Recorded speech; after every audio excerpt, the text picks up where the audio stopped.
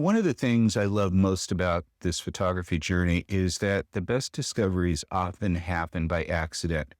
I was scrolling through a Facebook group called ICM, Intentional Camera Movement, a community of over 59,000 photographers who share a passion for this very unique and expressive way of making images. And I came across a photo that just stopped me cold. It wasn't a sharp image. It was technically perfect by traditional standards, but it was alive. It had emotion and movement and this painterly quality that I honestly couldn't stop looking at. And when I dug in a little deeper, I found out it was made using not only intentional camera movement, but also included multiple exposures layered together in a way I'd never seen quite before. The photographer behind that image was Andreas Fink, a 63-year-old photographer living in a small town in Austria, and I knew immediately that I needed to get him on this channel. Now, here's a little context that tells you just how good this guy is. That Facebook group, 59,000 members strong, recently introduced something called Group Experts. These are the photographers hand-selected by the group's administrator as the best of the best, people who truly represent the highest quality of the craft within the community. At the time I recorded this, Andreas was one of only 29 photographers out of 59,000 to hold this designation. Let that sink in for a second. In this interview, Andreas takes us through his history with photography, how he found his way to ICM in multiple exposures, and he even walks us through shooting and editing process using one of his recent images step by step. And at the end, I'm going to showcase 10 of his photographs, and I think you're going to be just as blown away as I was the first time I saw his work. This is exactly the kind of conversation I created this channel for. So let's grab a cup of coffee and get comfortable, and let's meet Andreas Fink. I've been taking photographs since my youth, I think. I'm 63 years old, I can say that. So it's a long time already that I'm making pictures. And I'm a self-taught photographer. Yes, and my focus basically was always on portrait and landscape photography.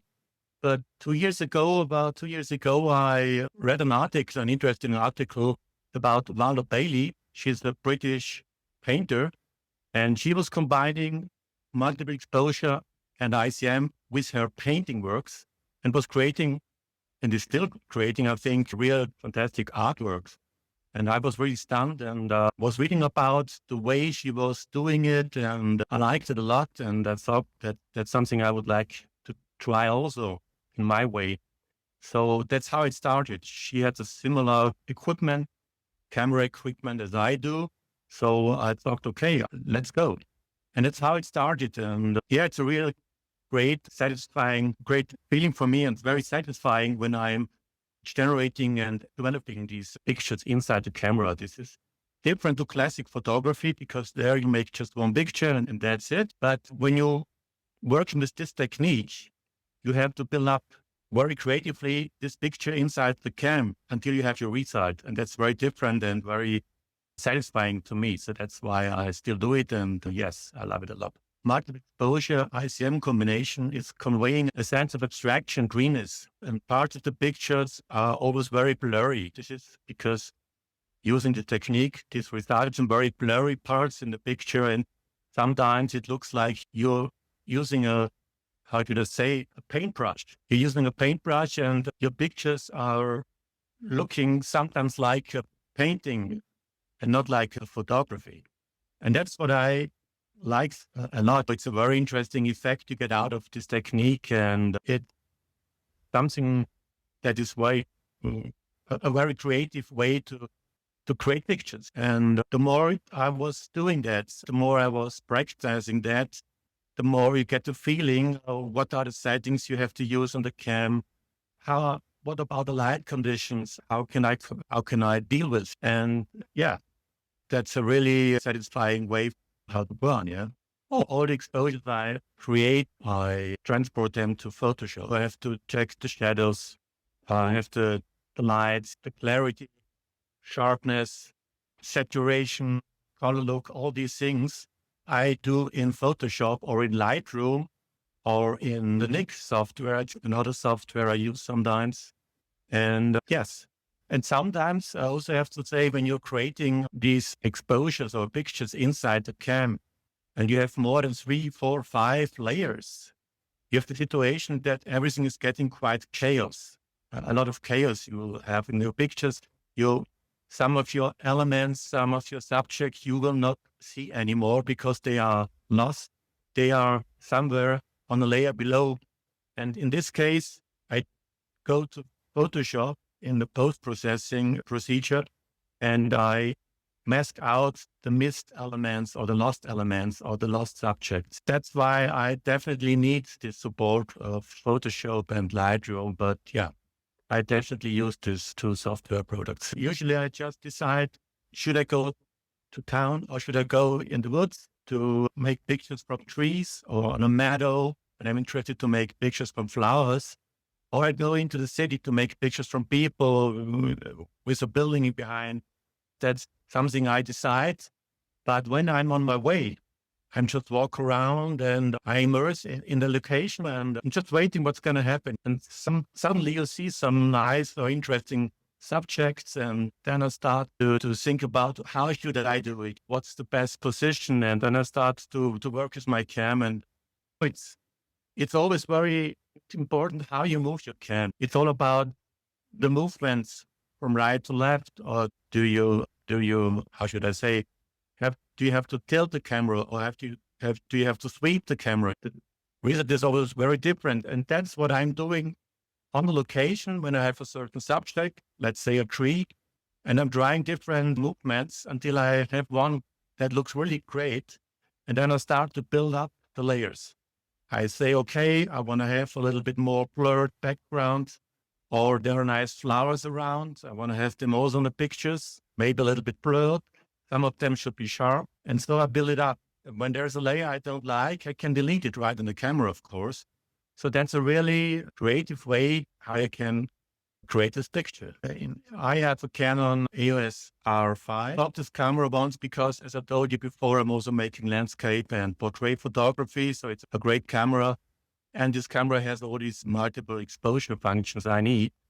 But there, of course, are other different brands that also have the same possibility. I just do it. It's a passion of mine, but I don't make any money with.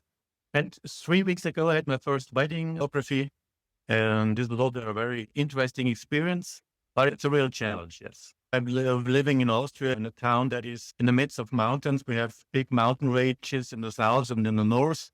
And I'm walking a lot. I'm climbing a lot. I'm used to walk a lot. So that's no problem for me. And I like that. It's a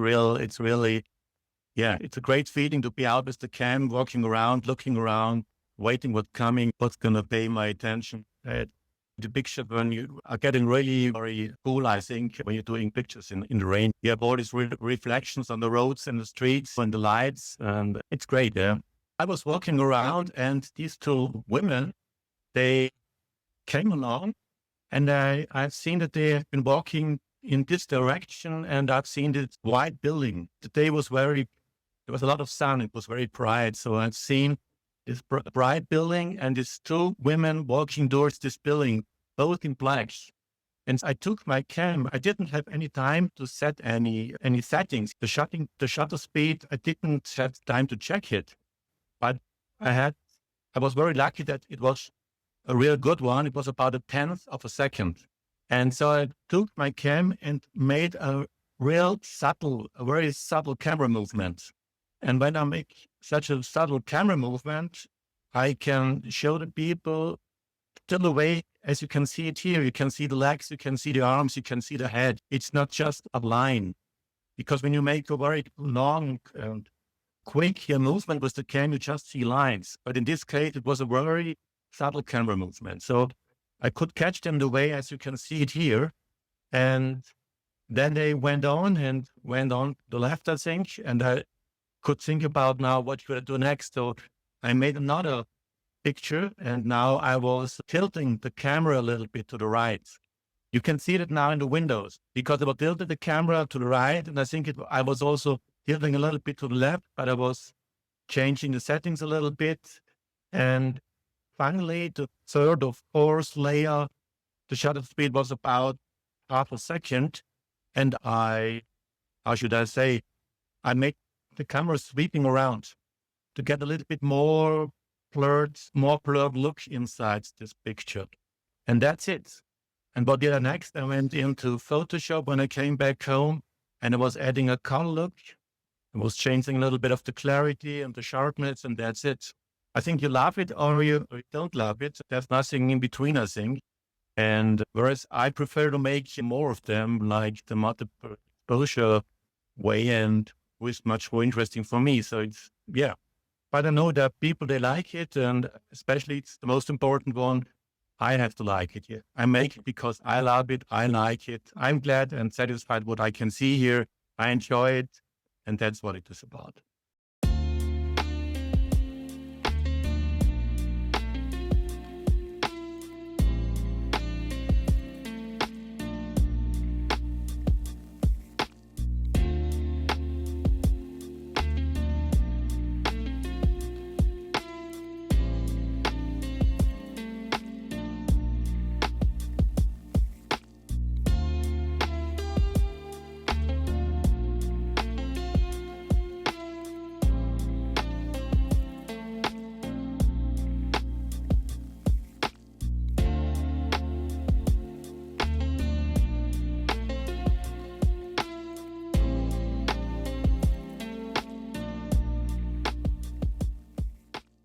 So I want to thank Andreas for stopping by. And if you want to see some more of his work, I have links in the description under this video, and also a link to the ShutterObi community.